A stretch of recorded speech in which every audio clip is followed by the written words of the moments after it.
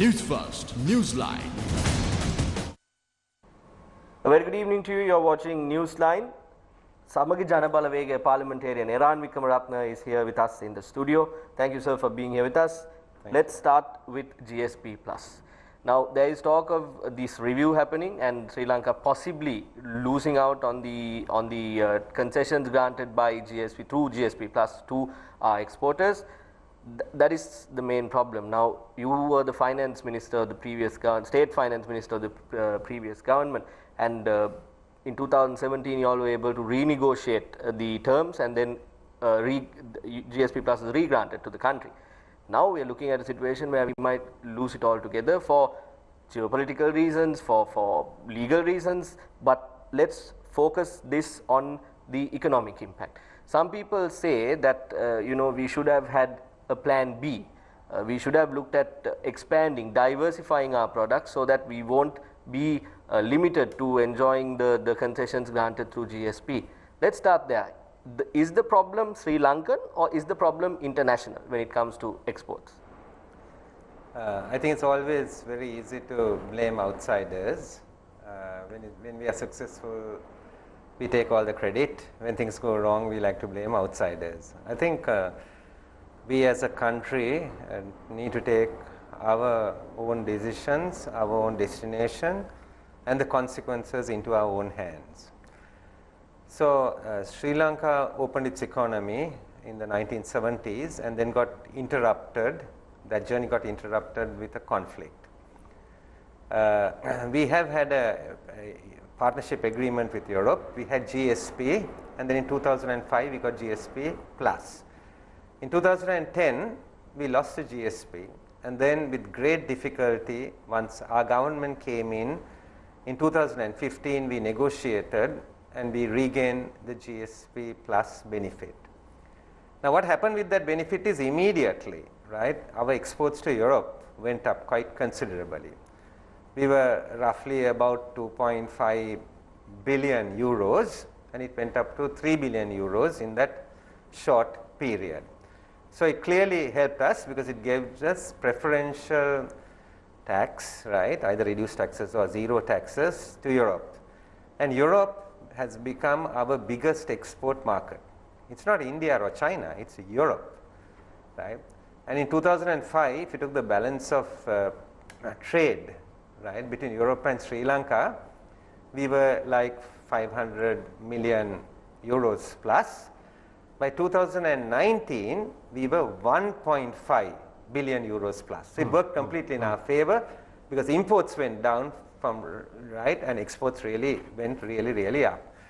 So the question of, GSP plus is a window, and using that window, going to your question, is we should have actually diversified more. Right. So the diversification is two. One is we have to diversify markets, and that's countries, and we have to diversify products. Both are important, and in Sri Lanka's long-term strategy that needs to be done, but GSP plus gives you the window to do that. Right.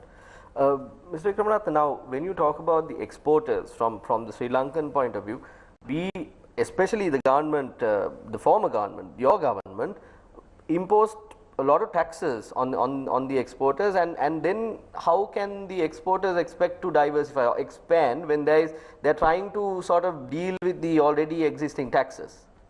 I don't agree with that, and I think that we have to get out of this idea, right, that Sri Lanka is an overtaxed country. It is not. We have to compare it with the rest of the world. We have to be realistic. You see, we have to be realistic.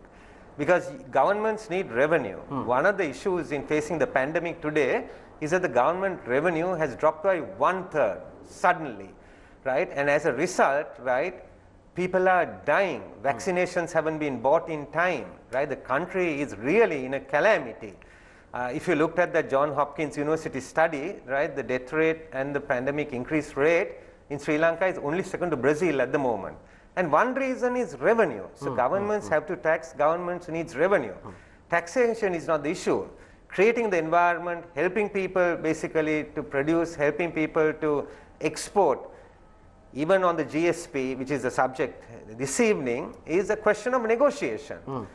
There is no question that we need to negotiate and we need to protect our GSP plus, because it gives an advantage to the manufacturers in this country, basically to export into those markets. It gives them time for diversification of markets. It gives them time for diversification of products. Right. Even with the present GSP plus, right, which we got in 2017, from the eligibility side, we have used only about 60%. Right. So there is about 40% which can be used, which we haven't really used, right? So we should be expanding it, right? We should be expanding it. So I think those are things that should be actually, we should first is defend the GSP, and we should look at actually using it.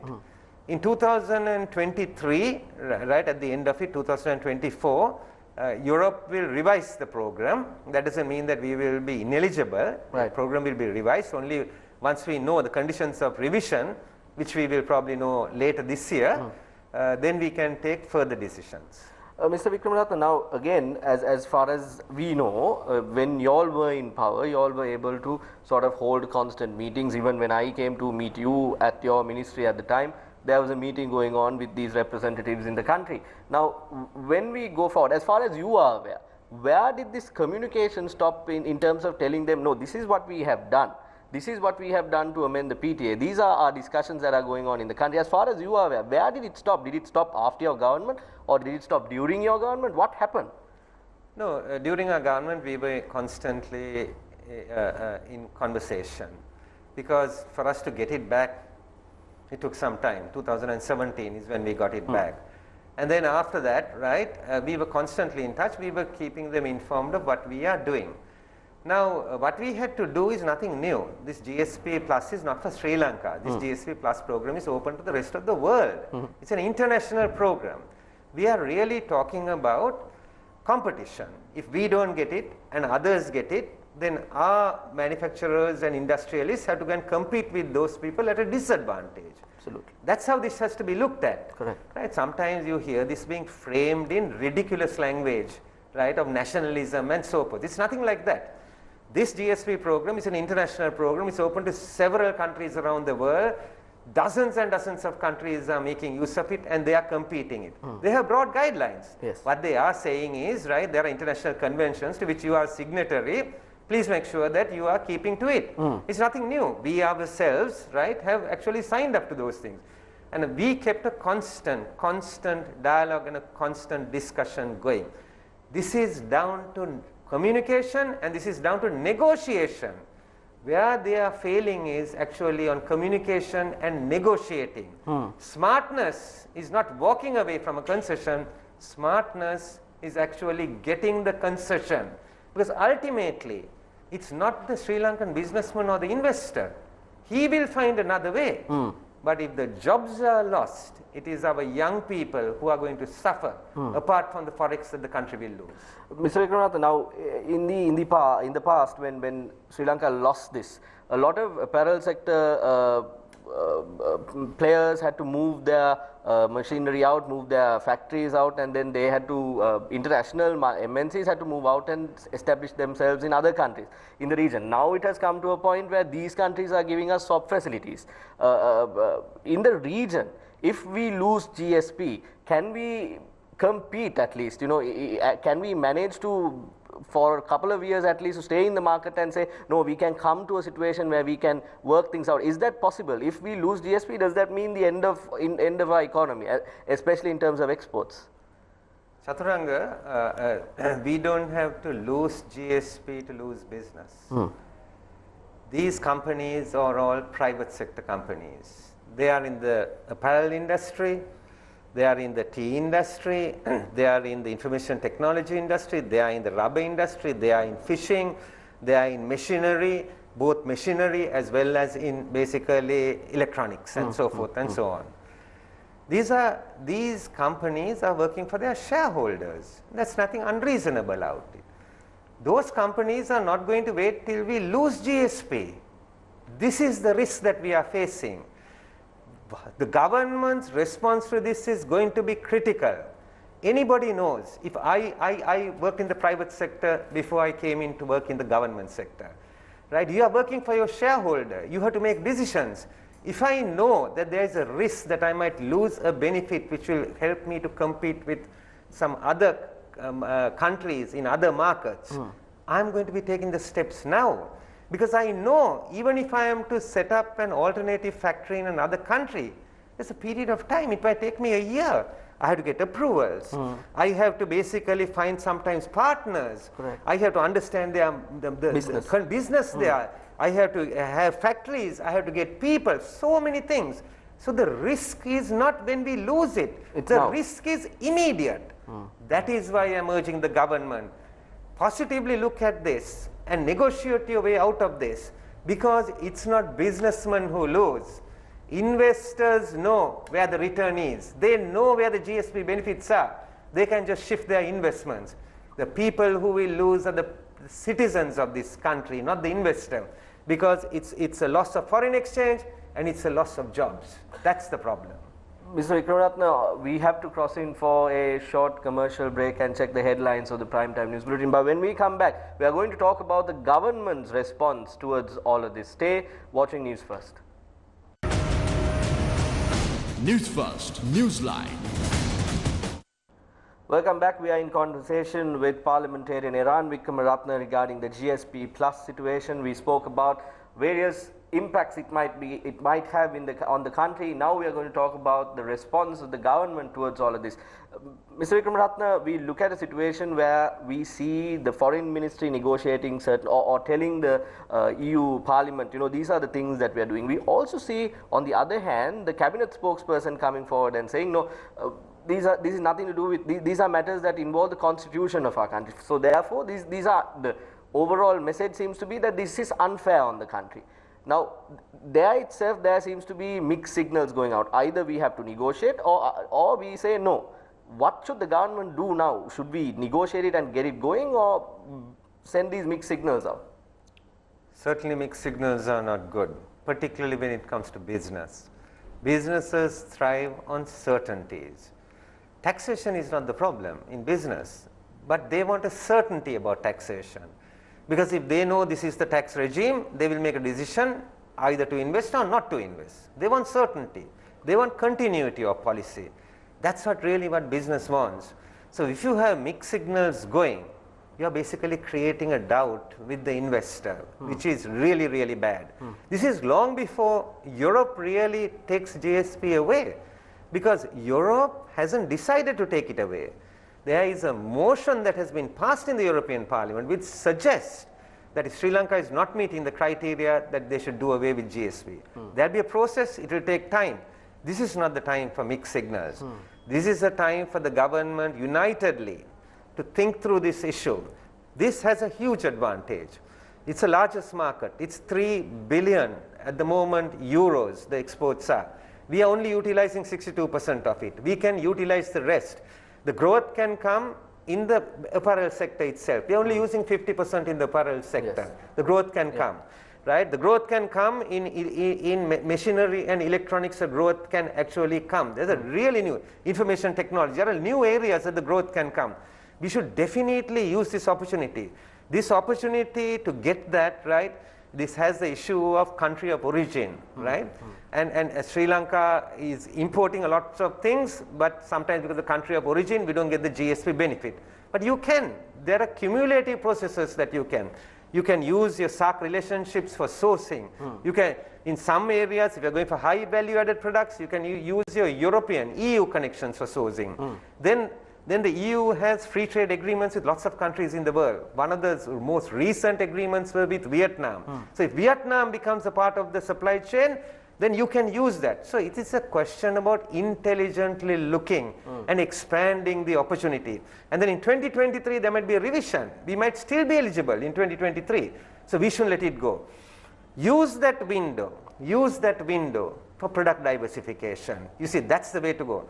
Otherwise, you know what this is going to be like. This is going to be a little bit like what they did on fertilizer. We are going to have organic fertilizer from tomorrow. Therefore, we are not going to import any chemical fertilizer.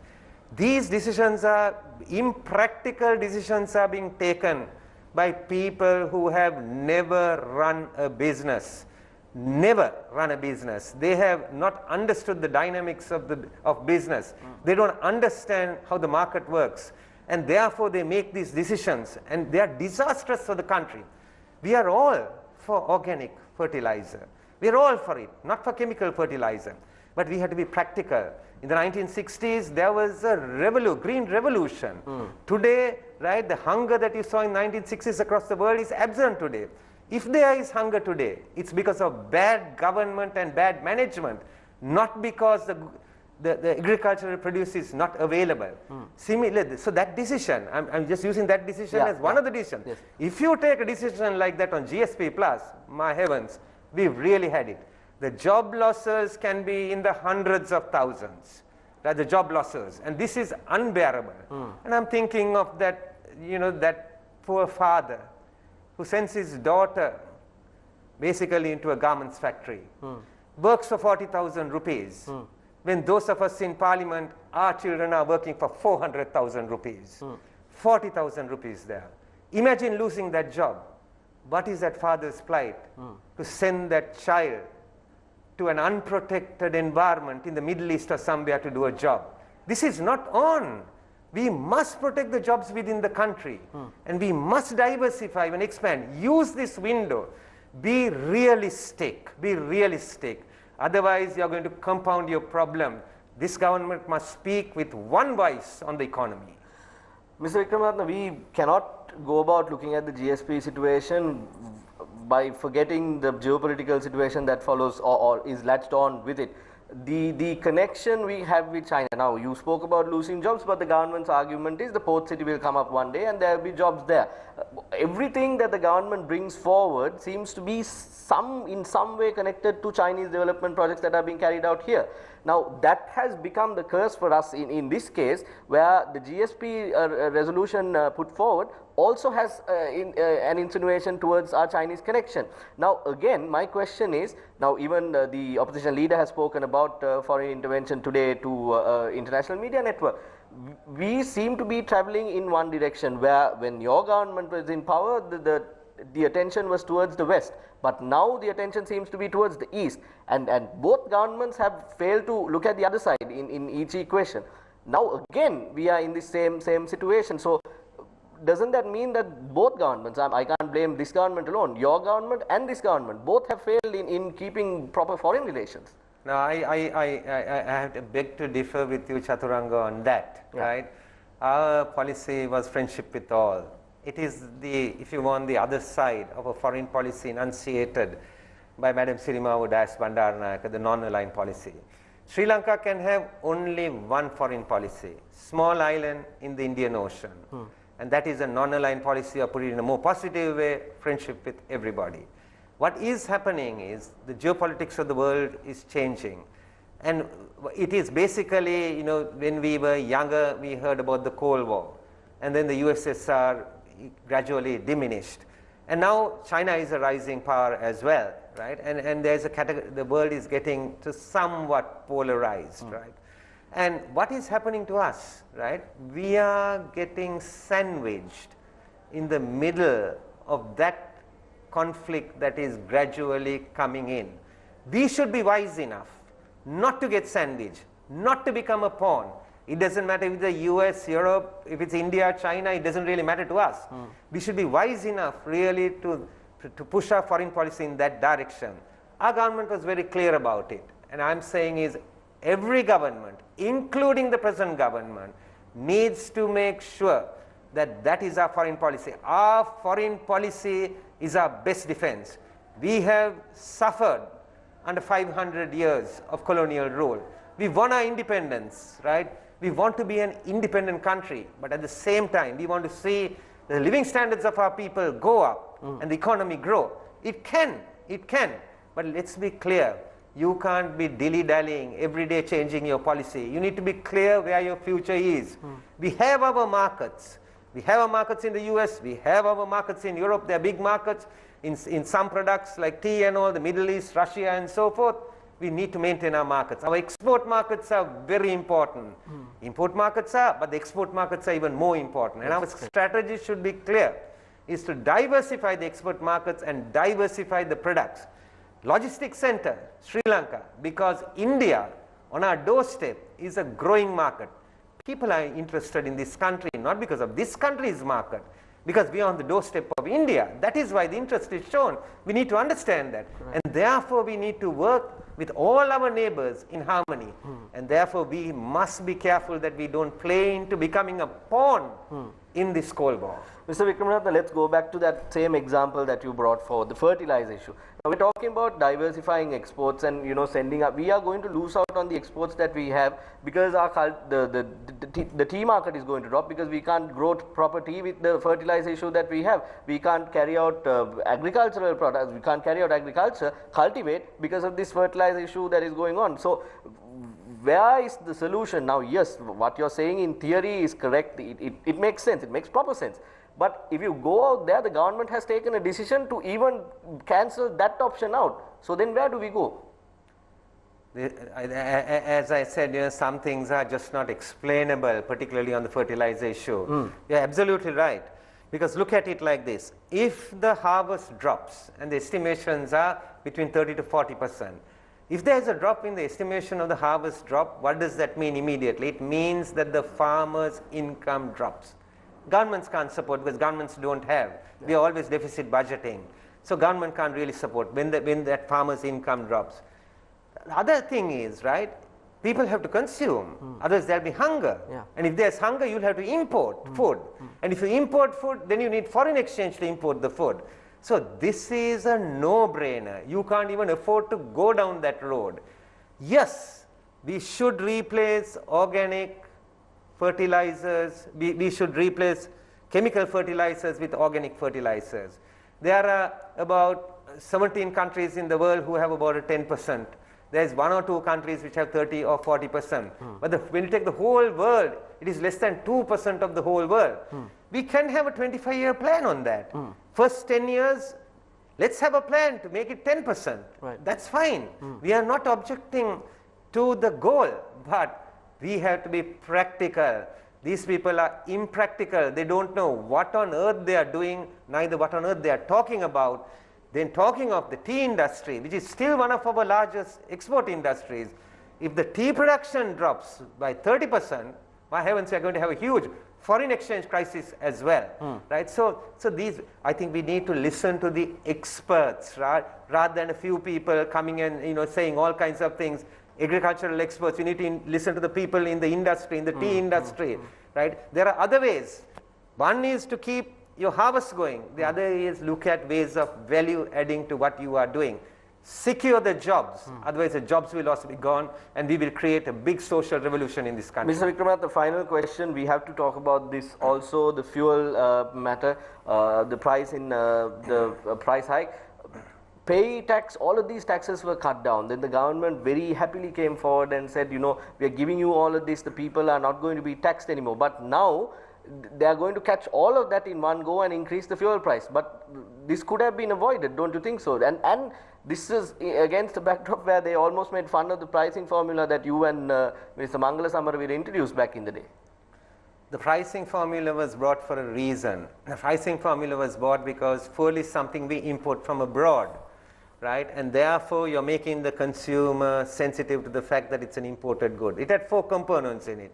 It had the landed cost component, which is the Singapore Platts barrel, evaporation cost, exchange rate cost. It had processing cost in it. It had administrative cost in it, and it had taxation.